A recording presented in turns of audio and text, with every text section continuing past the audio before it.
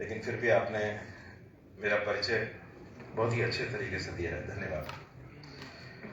आज का जो ये सत्र है, जो जिम्मेदारी हमारी मुझे दी गई है वो ये है कि जो ड्राफ्ट डिक्लेरेशन है इस पर हमें चर्चा करनी है और इसको समझना है, और समझने के बाद इसको अंगीकार करने के लिए हमें शपथ भी लेनी है। तो जो इसका फॉर्मेट है वो जो प्लान किया गया है वो इस हिसाब से है कि पहले 10 मिनट के करीब मैं इस पर चर्चा करूंगा कि आपके पास की प्रति उपलब्ध है तो आप अपनी सारी उस प्रति को निकाल लें, और उसके बाद मैं 5 मिनट के करीब में जोधपुर में हम लोग क्या कर रहे हैं इस दिशा में, इस डिक्लेरेशन में जो भी कुछ चीज़ें बताई गई हैं वो IIT जोधपुर में हम लोग करने की कोशिश कर रहे हैं, तो मैं उसके बारे में थोड़ी सी चर्चा करूंगा।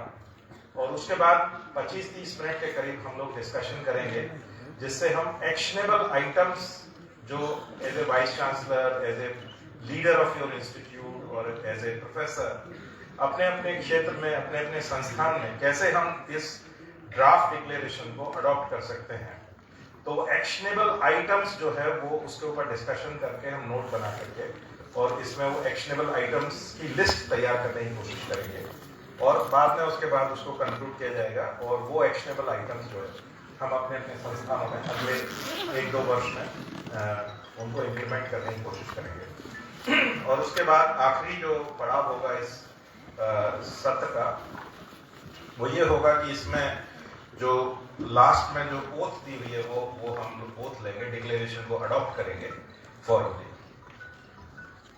तो ये जो ड्राफ्ट डिक्लेरेशन है जिसको हम देहरादून डिक्लेरेशन बोल रहे हैं, इसका जो थीम है वो अराइज है, aligning research and innovation for society and environment. और इसमें जो है 6C फ्रेमवर्क दिया गया है इंस्टीट्यूशनल डेवलपमेंट के लिए। वो 6C फ्रेमवर्क है: कंटेंट और curriculum, community, convergence, collaboration, content and climate. और इससे पहले कि मैं बाकी 6 विषयों पर चर्चा करूं, अभी पिछले सत्र में प्रोफेसर भास्कर ने कहा कि हमें 30 बिलियन की इकोनॉमी बनना है, 5 बिलियन हमारे प्रधानमंत्री जी जल्दी से बनाना चाहते हैं, उसके बाद हमें 30 बिलियन बनना है। तो जिम्मेदारी किसकी है? कौन ये आमूलचूल परिवर्तन लेकर के आएगा? तो वो जिम्मेदारी हमारी है, क्योंकि हम सब लोग शिक्षाविद हैं और शिक्षा से ही समृद्धि का रास्ता खुलता है। तो एक मेरा सोचना ये है कि अभी तक हम सिर्फ सरस्वती माँ के पुजारी रहे हैं, लेकिन अब समय आ गया है कि हम सरस्वती माँ के साथ लक्ष्मी माँ की भी पूजा करें। क्या आप इस बात से सहमत हैं? अगर भारत को $30 बिलियन इकोनॉमी बनना है तो सरस्वती और लक्ष्मी दोनों एक पेडेस्टल पर होनी चाहिए, और इसके लिए IIT जोधपुर में हम लोग 2 मूर्ति लगा रहे हैं, एक माँ सरस्वती की और एक माँ लक्ष्मी की। ये एक नया प्रयोग हम कर रहे हैं, क्योंकि अगर $30 बिलियन और शिक्षा और विद्या सरस्वती के माध्यम से लक्ष्मी को साधना है तो दोनों को हमें साथ लेकर के चलना होगा। दूसरी हमारी बात हुई कुरुक्षेत्र की और संस्कारों की। तो जो हमारी जो शिक्षा है, जो ज्ञान हम अपने नेक्स्ट जनरेशन को देना चाहते हैं, उसको वो भारतीय ज्ञान परंपरा से प्रेरित होनी चाहिए। तो उसके लिए भी हम जोधपुर में एक 3D फ्रेस्को बना रहे हैं, जहां पर जैसे कुरुक्षेत्र युद्ध की बात हुई तो मुझे लगा कि मेरा सोचना है वो बिल्कुल भारत भास्कर जी ने पूरी तरह कैप्चर किया है। तो उसमें जो अर्जुन को उपदेश दिया जा रहा है कृष्ण भगवान के द्वारा, वही फ्रेस्को हम IIT जोधपुर में लगा रहे हैं, और उसके साथ में हम 7 कोइंस लगा रहे हैं। वो 7 कोइंस जो है 7 हमारे संस्थान की जो स्ट्रेंथ्स हैं, mechanical engineering, electrical engineering, bio sciences, liberal arts, ऐसे 7 कोइंस हम लगा रहे हैं। और हमारे संस्थान का टैगलाइन है त्वम ज्ञानमयो विज्ञानमयो असि। तो ये फ्रेस्को भी हम अपने संस्थान में लगा रहे हैं, जिससे हमारे संस्थान का क्या इथोस है, क्या वैल्यू सिस्टम है, वो एक बिना कंफ्यूजन के हमारे छात्रों को, हमारी नेक्स्ट जनरेशन को वो पता लगे। तो ये हम IIT जोधपुर में कुछ करने की कोशिश कर रहे हैं। Coming back to 6C framework for institutional development, तो इसका जो पहला जो बुलेट पॉइंट है वो है कंटेंट एंड क्यूरिकुलम। तो इस कंटेंट एंड क्यूरिकुलम में हमें हिंदुस्तानी अप्रोच, भारतीय approach of education and research वो हमें लेनी होगी। एंड हमारी जो रिच कल्चरल और इंटेलेक्चुअल हेरिटेज है उसको हमें ध्यान में रखना है। दूसरा जो है इसके अंदर, we have to decolonize our curriculum and research methodologies, ताकि हमारी जो कल्चरल इथोस है, नेशनल एस्पिरेशंस हैं, और जो स्वयं का जो कॉन्सेप्ट है, selfhood, that defines the unique identity of India और भारत, वो हमें इसमें दिखना चाहिए। Central to this vision is the promotion of Bharatiya bhasha. भारतीय भाषा के प्रयोग के बारे में चमू कृष्ण शास्त्री जी ने काफी बात किया, और मैं भी थोड़ा सा इस बारे में शेयर करना चाहूंगा। आप लोगों ने शायद सुना होगा कि IIT जोधपुर एक पहला IIT है जहां पर भारतीय भाषाओं में फर्स्ट ईयर में इंजीनियरिंग की शुरुआत की गई है। तो जो एक मोल्ड है कि IIT में सिर्फ अंग्रेजी में भाषाएं होती हैं और भारतीय भाषाएं इंस्पिरेशनल नहीं है, हमने उस मोल्ड को तोड़ा है। और मैं आपको बहुत ही बताते हुए खुश हूं कि पहले ये एक्सपेरिमेंट हमने जुलाई में किया था, जब हमारा नया बैच आया। लगभग 550 बच्चे हम लोग लेते हैं, उसमें से 120 बच्चे स्वेच्छा से भारतीय भाषाओं के सेक्शन में रजिस्टर किए, विच इज 22%, बिना किसी मेजर परसुएशन के। और ना केवल ये, उनको हमने मौका दिया था कि आप जब चाहें तब इंग्लिश के सेक्शन में मूव कर सकते हैं। 10 बच्चे उधर मूव हुए, लेकिन 10 बच्चे उधर से इधर भी मूव हुए। फाइनली 120 बच्चे हमारे ग्रेजुएट हुए। और मैं आपको ये बताना चाहता हूं कि जो बच्चे भाषा की भ्रमजाल की वजह से पिछले वर्षों में 4 और 5 CPI पर अटक जाते थे, उनका CPI अंग्रेजी माध्यम के सेक्शन से बेटर था। तो भारतीय भाषाओं का, अंग्रेजी का जो भ्रमजाल है उसको हमने तोड़ने में सफलता प्राप्त की। उसके लिए हमने एक Jodhpur model for teaching and learning in Indian languages बनाया है। और मैं सबके साथ शेयर करने के लिए मैं बहुत खुश होऊंगा अगर आप सब लोग अपने अपने संस्थानों में भी इसको लगाने की कोशिश करें, स्पेशली इंजीनियरिंग कॉलेजेस में। और इससे हमें काफी जो टीचर्स हैं उनका भी हमें अच्छा इनपुट मिला है। इसमें विशेष बात जो ये है कि जो भी टीचर अंग्रेजी माध्यम के सेक्शन को पढ़ा रहा है, वो ही टीचर हिंदी माध्यम के सेक्शन को भी पढ़ा रहा है, और सेम डे क्लास हुआ है। तो उससे हमें काफी, टीचर को भी बहुत अच्छा लगा है और स्टूडेंट्स को भी काफी सफलता प्राप्त हुई है। भारतीय भाषाओं से हमारे बच्चों में भारतीय संस्कार भी देने में मदद मिलती है। इसके अलावा जो है, we have to integrate the traditional knowledge system into modern academic framework and make a systematic effort to document and preserve indigenous knowledge system across all disciplines, including our rich traditions of family values and social harmony. इसमें भी हम लोग काफी काम कर सकते हैं। अपने अपने एरियाज में बहुत सारी ट्रेडिशनल नॉलेज है जो अनडॉक्यूमेंटेड है, उसको क्राउड सोर्सिंग के माध्यम से डॉक्यूमेंट किया जा सकता है, और उसको साइंटिफिक मेथड्स के यूज करते हुए उसकी साइंटिफिक एविडेंस क्रिएट की जा सकती है, जो हमारे इंस्टीट्यूशंस को करनी चाहिए। आयुर्वेदा के क्षेत्र में राजस्थान में IIT जोधपुर ये प्रयास बहुत तेजी से कर रहा है, और जो ट्रेडिशनल नॉलेज है उसको क्राउड सोर्सिंग के माध्यम से हम लोग इकट्ठा कर रहे हैं, और साइंटिफिक एविडेंस हम उसकी प्रोवाइड करने की कोशिश कर रहे हैं। दूसरा बुलेट पॉइंट इस 6C फ्रेमवर्क का है कम्युनिटी। तो our institutions will nurture an inclusive academic environment that empowers all its stakeholders, particularly women's participation. जब हम कम्युनिटी की बात करते हैं तो विमेन्स का पार्टिसिपेशन बहुत अधिक इंपॉर्टेंट है, और as leaders we must encourage inclusion of the women in all our activities, including the leaderships in different places. इसके अलावा जो समाज के जो और हिस्से हैं, पिछड़े हुए हिस्से हैं, उनको भी हमें प्रोएक्टिवली आगे बढ़ाना है, समाज को एक करना है, और ये यूनिवर्सिटी से बेहतर कहीं और नहीं हो सकता है। We should instill a deep sense of civic responsibility among our academic community, ensuring that our research and innovation activities prioritize national development goal and strengthening family values and social principle by invoking the principle of कुटुंब प्रबोधन। तो इसमें भी हमें ध्यान रखना है कि जो हमारी रिसर्च और इनोवेशन है वो भारत के लिए हो। और यहाँ पर मैं सभी वाइस चांसलर और निदेशक महोदय से अनुरोध करना चाहता हूं कि जो भी प्रॉब्लम्स हैं, अगर भारत को विकसित बनना है तो भारत विकसित कैसे होगा? कोई अमेरिकन साइंटिस्ट आकर के हमारी प्रॉब्लम सॉल्व नहीं करेगा। और मैं अपने सभी आईआईटी के जो हमारे निदेशक महोदय हैं उनको सबको बोलता हूँ, देश के 23 आईआईटीज हैं, 31 एनआईटीज हैं, और लगभग हर स्टेट में एक एनआईटी एक आईआईटी है।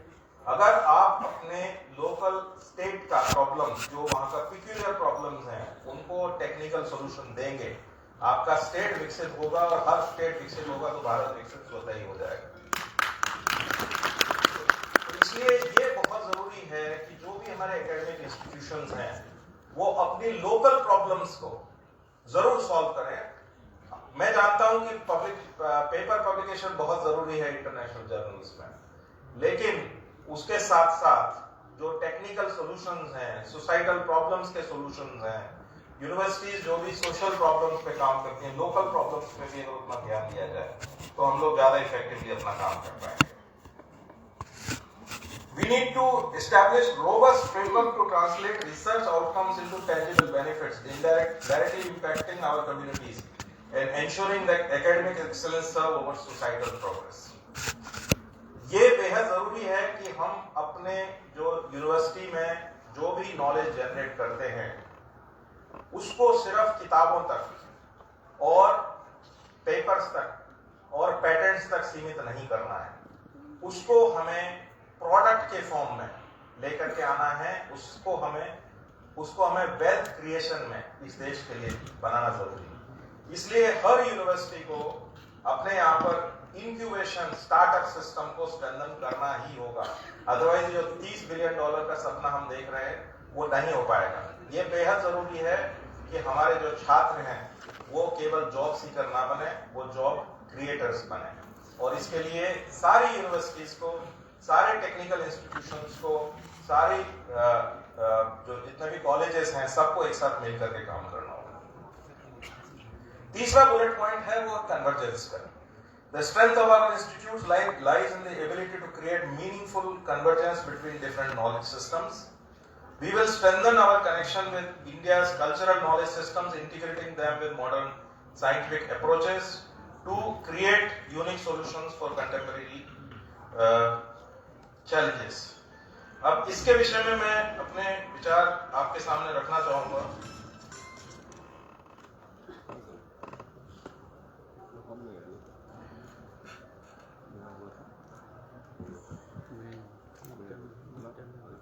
कन्वर्जेंस जो है उसमें हमें इंटरडिसिप्लिनरी अप्रोच लेनी होगी।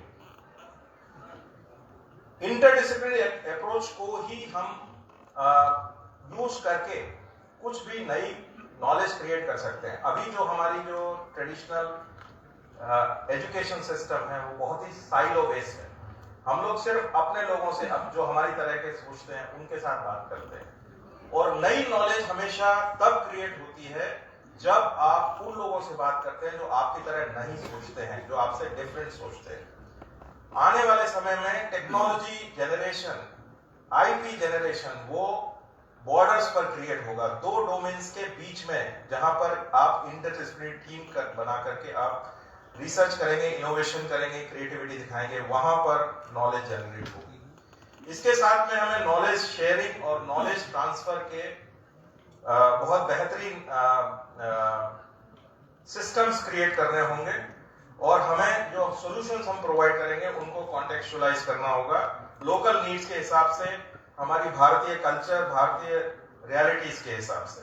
और साथ में इसके साथ कन्वर्जेंस को हमें यूज करते हुए अपनी इंस्टीट्यूशनल कैपेसिटी बिल्डिंग बनानी होगी, क्योंकि जैसा कि भारत भास्कर साहब बता रहे थे कि हमारी जो मैन पावर रिक्वायरमेंट है वो बहुत ही ज्यादा है। अगर भारत को आगे बढ़ना है तो मैन पावर रिक्वायरमेंट डेवलपमेंट हमें करना पड़ेगा। तो हमें डिसिप्लिनरी कन्वर्जेंस करनी होगी, इंडस्ट्री एकेडमिया कन्वर्जेंस करनी होगी, सेक्टोरल कन्वर्जेंस करनी होगी। जैसे फॉर एग्जांपल हेल्थ केयर को एजुकेशन के साथ ब्लेंड करके क्या हम कुछ सॉल्यूशंस दे सकते हैं, टेक्नोलॉजी को हेल्थ केयर के साथ ब्लेंड करके क्या हम नए सॉल्यूशंस प्रोवाइड कर सकते हैं। इसी तरीके से हमें लोकल और ग्लोबल कन्वर्जेंस भी करनी होगी। Now coming to collaboration, the foundation of our institution growth will be built on robust collaboration across all levels, guided by the principles of Samajik Samrasata. We will enhance collaboration, mentorship and leadership opportunities, creating a network of knowledge, expertise that transcend social barriers. तो इस विषय में हमें ये देखना होगा कि जो कोलैबोरेशन है वो इंटरडिसिप्लिनरी हो नेचर में, जो हमारी कॉम्प्लेक्स देश की प्रॉब्लम्स हैं उसको सॉल्व करने में यूज आए। इसके अलावा इंडस्ट्री एकेडमिया कोलैबोरेशन हमें करना होगा, इंटरनेशनल कोलैबोरेशंस भी करने होंगे और कम्युनिटी एंगेजमेंट भी करना होगा। इसके क्या बेनिफिट होंगे? जब हम ये सब कोलैबोरेशन करेंगे तो उससे हमारी नॉलेज और क्रिएटिविटी जनरेट होगी, नॉलेज शेयरिंग होगी और प्रॉब्लम्स जितनी भी हमारे देश की है उनको सॉल्व करने में मदद मिलेगी, कैपेसिटी बिल्डिंग होगी और पार्टनरशिप जनरेट होंगी। इससे जो हमारी रिसर्च और इनोवेशन है वो इंप्रूव होगी, टीचिंग लर्निंग पेडागोगीज इंप्रूव होंगी, कम्युनिटी एंगेजमेंट इंप्रूव होगा, हमारे जितने भी डिसीजंस हमारे पॉलिसी मेकर्स लेते हैं वो भी इंप्रूव होंगे और हमारी इंस्टीट्यूट की जो रेपुटेशन है वो भी इंप्रूव होगी। Our approach will emphasize co-creation, co-clustering, enabling collective innovation and shared growth. We will foster meaningful partnerships between academic institutes, industry and community organization, ensuring our collective effort promotes social harmony and inclusive growth. पांचवा point जो इसमें है वो है connection का, connect. So our institutes will establish and maintain strong linkages with local community, creating dynamic channels for knowledge exchange and societal engagement. तो जैसा कि मैंने कहा कि सोसाइटी के साथ एंगेजमेंट और भारतीय प्रॉब्लम्स का आइडेंटिफिकेशन और उनका भारतीय सॉल्यूशन, ये ही हमारी डायरेक्शन होनी चाहिए। Guided by the philosophy of जड़ से जगत तक, we will bring fundamental knowledge with real world application, ensuring that our academic pursuits resonate with our societal needs. और जो छठवां पॉइंट है वो है क्लाइमेट का। Environmental sustainability stands as a cornerstone of our institutional commitment, reflecting our traditional values of living in harmony with nature. और जैसा कि पिछले सत्र में भी बताया गया था कि जब हम सस्टेनेबिलिटी की बात करते हैं तो हम सिर्फ सस्टेनेबल प्रोडक्शन की बात करते हैं, सस्टेनेबल कंजम्पशन की बात नहीं करते हैं। और सस्टेनेबल कंजम्पशन क्या है, क्या हमें इतनी एनर्जी क्रिएट करने की जरूरत है? फॉर एग्जांपल मैं आपको एक एनर्जी के क्षेत्र का एक एग्जांपल देता हूं। आज हमारे देश में लगभग 37,000 लोगों पर है और यही नंबर अमेरिका में 950 के आसपास है, यूरोप में 700 के आसपास है। हमारा यंग देश है, हमारी यंग जनरेशन है, उसकी एस्पिरेशंस है। तो क्या हम लोग ये अफोर्ड कर सकते हैं कि हमारे पास भी 500-700 कार हर 1000 लोगों पर हो? ये एक सोचने वाली बात है। तो हम वेस्टर्न मॉडल को फॉलो नहीं कर सकते हैं। सस्टेनेबिलिटी जो है सिर्फ प्रोडक्शन में नहीं होनी चाहिए, सस्टेनेबिलिटी कंजम्पशन में भी होनी चाहिए। और जो हमारे भारतीय ज्ञान परंपरा रही है कि हम सोसाइटी एनवायरनमेंट के साथ हार्मनी में रहे हैं, उसको ध्यान में रखते हुए हमें आगे जाना है। We need to actively promote ecological preservation and ensure the preservation of Himalayan region through focused research and innovation, developing sustainable solutions for pressing environmental challenges. And our approach will integrate environmental consciousness into all aspects of institutional operation from research priority in daily functions. अब इसके बाद जो है मैं आपके साथ अपना कुछ अनुभव जो है आईआईटी जोधपुर का मैं शेयर करना चाहता हूं। हम लोग क्या कर रहे हैं इन सभी एरियाज में। जस्ट मैं 3 या 4 मिनट में अपनी बात खत्म करूंगा। आईआईटी जोधपुर में हम लोग एजुकेशन और रिसर्च की कन्वर्जेंस कर रहे हैं और हम साइलोस को ब्रेक करने की कोशिश कर रहे हैं और हम रियल वर्ल्ड प्रॉब्लम्स को आइडेंटिफाई करके उनको सॉल्व करने की कोशिश कर रहे हैं और ये हम कई डोमेन्स में कर रहे हैं। For example, we have started a Ayurtech centre of excellence. आज आयुर्वेदा सब जानते हैं कि ट्रेडिशनल भारतीय नॉलेज है, लेकिन उतना पॉपुलर नहीं है। क्यों पॉपुलर नहीं? इसलिए पॉपुलर नहीं है क्योंकि हर व्यक्ति किसी भी ट्रेडिशनल मेडिसिन को लेने के पहले साइंटिफिक प्रमाण चाहता है। वो प्रमाण, साइंटिफिक प्रमाण आयुर्वेदा के क्षेत्र में वो उतना विजिबल नहीं है। हमारा जो आयुर्टेक सेंटर हमने स्थापित किया है वो एग्जैक्टली यही कर रहा है कि जो आयुर्वेदा की मेडिसिन हैं वो क्यों काम करती हैं, उसके पीछे मैकेनिज्म क्या है, जीनोमिक्स से हमने उसको रिलेट किया है और कैसे हम ट्रीटमेंट को पर्सनलाइज कर सकते हैं, कैसे हम ट्रीटमेंट को साइंटिफिक टूल्स को यूज करके उनको हम इफेक्टिव बना सकते हैं, उनकी हम एविडेंस प्रोवाइड कर सकते हैं। ये सब हम Ayurtech centre of excellence IIT Jodhpur में करने की कोशिश कर रहे हैं। इसी तरीके से जो हमारी ट्रेडिशनल नॉलेज है आयुर्वेदा की, उसको हम AI driven precision health care के साथ भी कंबाइन कर रहे हैं ताकि उसका पर्सनलाइजेशन किया जा सके। जो हमारे एंशिएंट प्रिंसिपल्स हैं उनको न केवल हम प्रिजर्व कर रहे हैं बल्कि उसको डेटा साइंस और बायोटेक्नोलॉजी के साथ जोड़ करके मॉडर्न मेडिकल चैलेंजेस को टैकल करने की हम कोशिश कर रहे हैं। सिमिलरली हम लोग आईआईटी जोधपुर में एआई और एक्सटेंडेड रियलिटी, जो अलग अलग डोमेन में हम उनका इस्तेमाल कर रहे हैं। हमारा एक प्रोग्राम है masters in design in extended reality design, जो कि अपने प्रकार का इकलौता डिजाइन प्रोग्राम है और इसमें हम टेक्नोलॉजी, साइकोलॉजी और यूजर एक्सपीरियंस को यूज करते हुए हम फ्यूचर ऑफ डिजिटल इंटरेक्शन के बारे में लोगों को ट्रेन कर रहे हैं। यह भी एक अपने प्रकार का एक नया एक्सपेरिमेंट है जो हम आईआईटी जोधपुर में कर रहे हैं। और ये जो कुछ 6C की बात हुई, आप इससे इनको रिलेट कर सकते हैं। ये हम ऑलरेडी आईआईटी जोधपुर में करने की कोशिश कर रहे हैं। कोलैबोरेशन के क्षेत्र में हम लोग काफी डिफरेंट एरियाज के कोलैबोरेशन कर रहे हैं। फॉर एग्जांपल, हम लोगों ने एक AIoT फैब्रिकेशन फैसिलिटी लगी, artificial intelligence of things fabrication facility है, जो हमने आईआईटी जोधपुर में स्थापित किया है और इसमें हम MSME इंडस्ट्रीज के साथ और राजस्थान सरकार के साथ कोलैबोरेट करके डिफरेंट टाइप के सेंसर्स बना रहे हैं और सेंसर्स को यूज करते हुए हम डिफरेंट टाइप की चीप डिवाइसेस भी बना रहे हैं जो ग्रास रूट इनोवेशन के काम में आएंगी और ये लोकल इंडस्ट्री को भी हेल्प करेगी, मशीन विजन में आएगी यूज और काफी तरीके के ऑटोमेशन में क्वालिटी इंप्रूवमेंट के लिए ये सब यूज आएंगी। इसी तरीके से हम लोग जो है लोकल आर्टिसांस को प्रमोट करने के लिए उनके साथ भी हम कोलैबोरेट करते हैं। जो अलग अलग तरीके के लोकल आर्टिसांस हैं उनको प्रमोट करने के लिए हमने एक ऑर्गेनाइजेशन बनाई है, section 8 company, not for profit company, जो 100% आईआईटी जोधपुर के द्वारा बोर्ड है। इसका नाम है Jodhpur city knowledge and innovation foundation.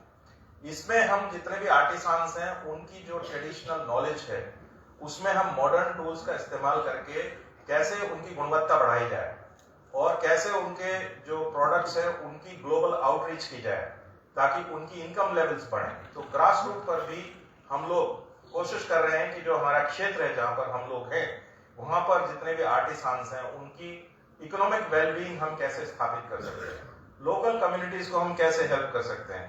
और मेरे ख्याल से अगर सारे संस्थान ये अपने अपने क्षेत्रों में करें तो डेफिनेटली विकसित भारत एक रियलिटी होगा बहुत जल्द।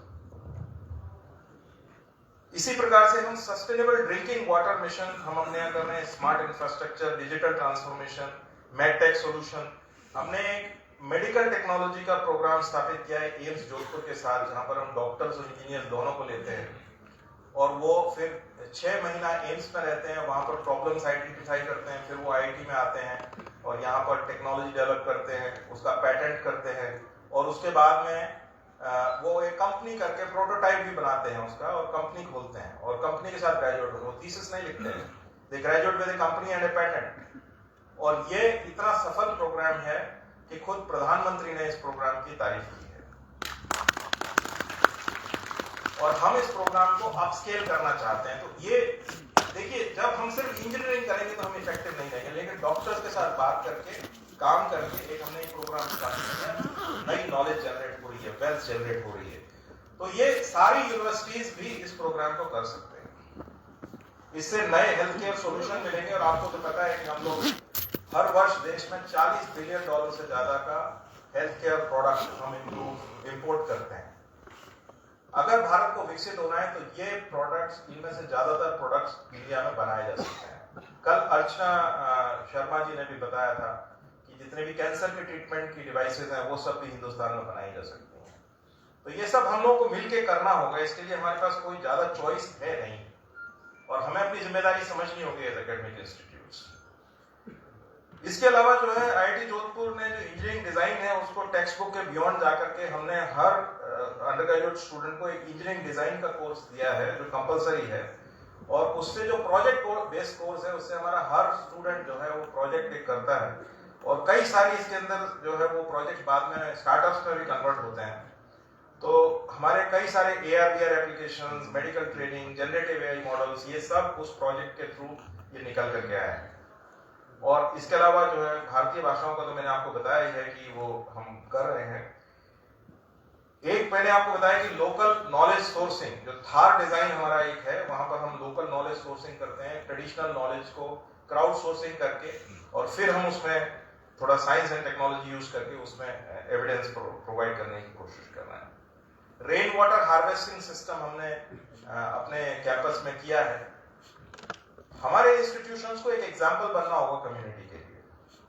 आज IIT जोधपुर में हम नेट जीरो है वाटर के क्षेत्र में, यानी कि जो पानी आता है वो उसका पूरा का पूरा पानी हम रिसाइकल करते हैं। एक बूंद भी हम सिटी के ग्रिड में ड्रेनेज सिस्टम में नहीं डालते हैं। ये सब ग्लोबल एक्शंस हैं जो हर यूनिवर्सिटी अपना कर सकती है। हमारे यहाँ पर जितना भी बागवानी का काम है, फ्लशिंग का काम है, वो सब रिसाइकल्ड वाटर से होता है और बहुत सक्सेसफुली होता है। आई थिंक इसके साथ मैं अभी अपनी वाणी को यहाँ विराम देता हूँ, और मेरे ख्याल से ज्यादा अच्छा है कि हम डिस्कशन करें। तो अभी नेक्स्ट कुछ समय के लिए अब एक्शनेबल आइटम्स पर हम डिस्कस करेंगे। तो मैं अब आप लोगों को निमंत्रित करता हूँ कि आप अपने अपने स्थान पर खड़े होकर के और बताएं कि ये जो 6C पॉइंट्स हैं इसमें क्या क्या एक्शनेबल आइटम हर एक इंस्टीट्यूशन अपने अपने लेवल पे कर सकता है, और हम वो रिकॉर्ड करेंगे और लास्ट में हम उसको समराइज भी करेंगे कि ये एक्शन जो है हम हर एक इंस्टीट्यूशन अपने अपने क्षेत्र में कर सकता है। तो मैं आप लोगों को निमंत्रित करता हूँ। बहुत बहुत धन्यवाद सर। और बहुत सारी चीजें हम जो 6C के अंदर चाहते हैं और उसको कैसे हमें एक्शनेबल पॉइंट्स में या एक्शन में कन्वर्ट करना है उसके बारे में उदाहरण भी दिया गया। तो इसी तरह से हमें अपने संस्थानों में इस मैसेज को ले जाना है, इसको एक एक्शनेबल पॉइंट के अंदर कन्वर्ट करना है। तो अब ये हाउस ओपन है, क्वेश्चन बहुत प्रिसाइज हो ताकि जवाब भी दिया जा सके, और आप अपने सुझाव दे सकते हैं। यहाँ पे सारे सुझाव रिकॉर्ड किए जाएंगे। तो आपके पास जो भी प्रश्न करना चाहें हाथ उठाएं, उनके पास माइक जाएगा और अपने एक्शनेबल पॉइंट्स आप बता सकते हैं। रिपीट ना हो, आग्रह है, आप लोगों से विनती है कि रिपीट ना हो।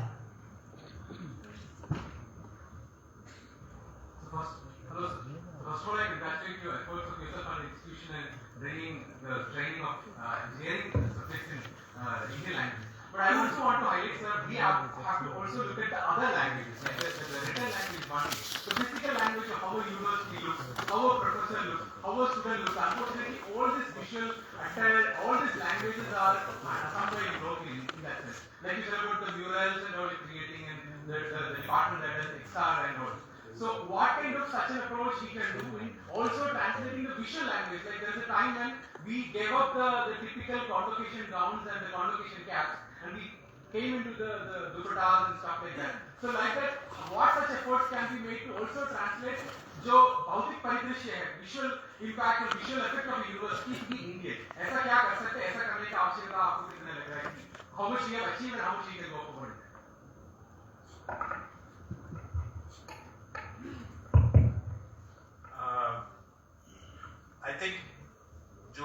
भारतीय भाषाओं का प्रश्न है वो उसके दो साइड्स हैं। एक साइड है कि देखिए जो व्यक्ति अपने ग्रामीण परिवेश से आता है उसका अंग्रेजी ढीला होता है और जैसे वो कॉलेज में आता है उसकी एकेडमिक परफॉर्मेंस गिर जाती है। पहला जो उद्देश्य है वो ये है कि क्योंकि आप अंग्रेजी नहीं जानते हैं इसका मतलब ये नहीं कि आप इंजीनियरिंग नहीं सीख सकते हैं, तो पहला तो उसको आसान करना है। दूसरा, जब आदमी अपनी मातृभाषा में कोई भी व्यक्ति सीखता है तो वो ज़्यादा अच्छे से अपने कॉन्सेप्ट को ग्रहण कर पाता है, ज़्यादा अच्छे से रिप्रोड्यूस कर पाता है, ज़्यादा अच्छे से अपने आप को एक्सप्रेस कर पाता है। तो जो भारतीय भाषाओं का जो लाने का उद्देश्य है वो यही है। विजुअल, मैं आपका प्रश्न ठीक से शायद समझ नहीं पाया हूँ कि विजुअल क्या कहना है। जैसा हम यूनिवर्सिटी में चढ़ता है उसका गेट के अंदर जाते तो हमें लगता है कि हम प्रिंसटन आ गए, हम कोलंबिया आ गए, हार्वर्ड आ गए।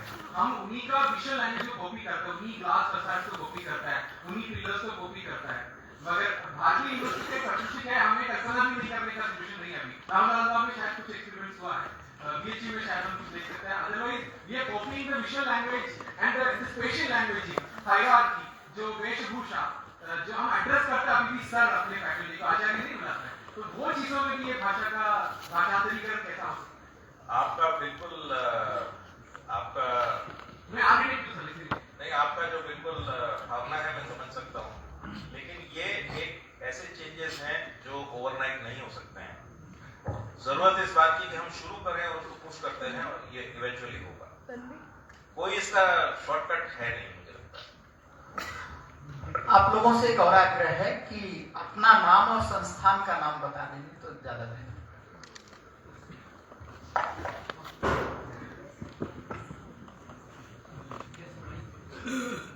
नमस्कार सर।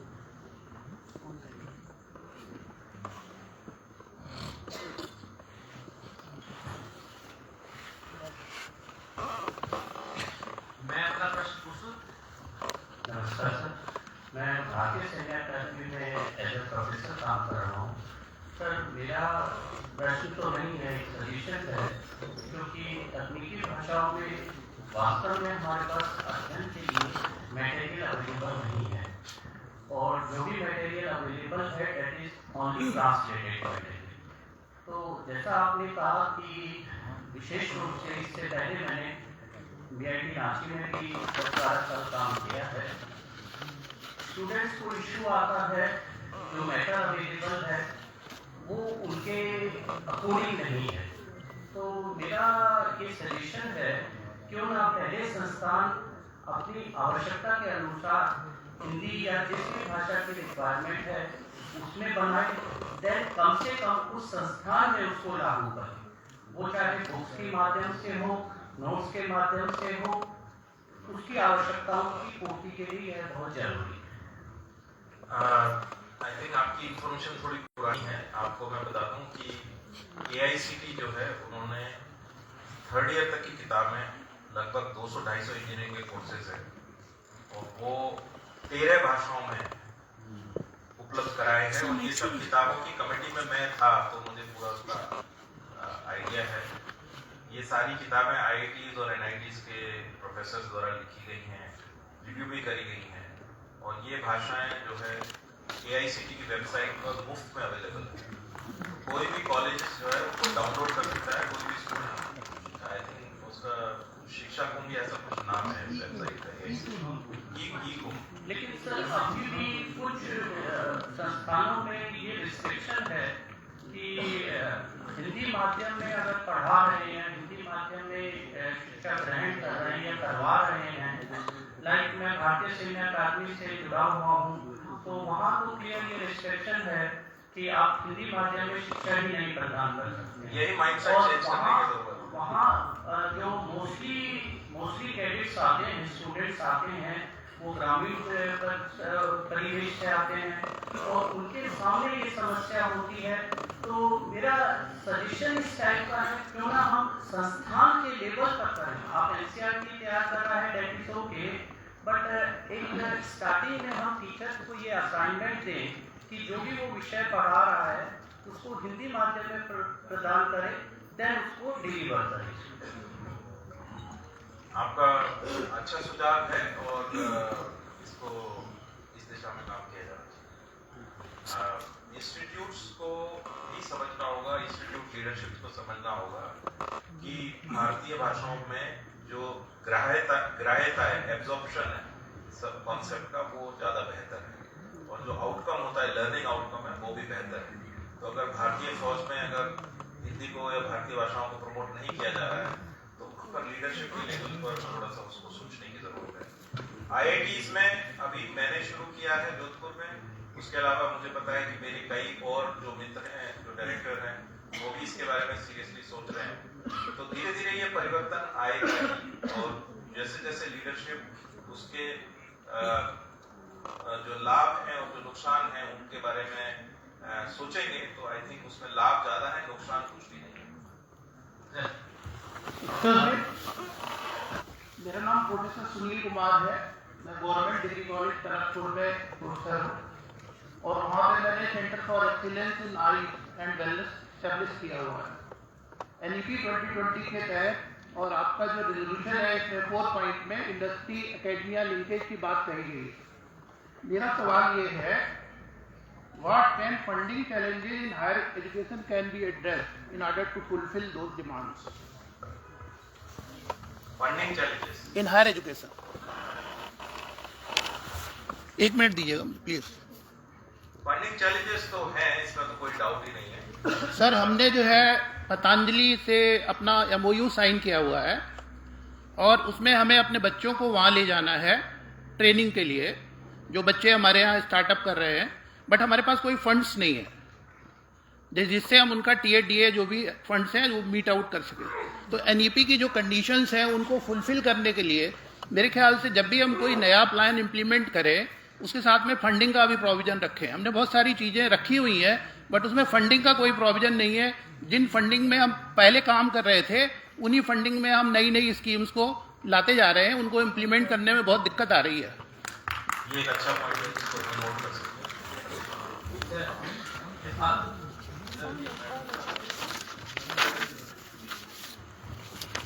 सर, मैं professor RK Pande, principal government degree college Pati Champawat से हूँ।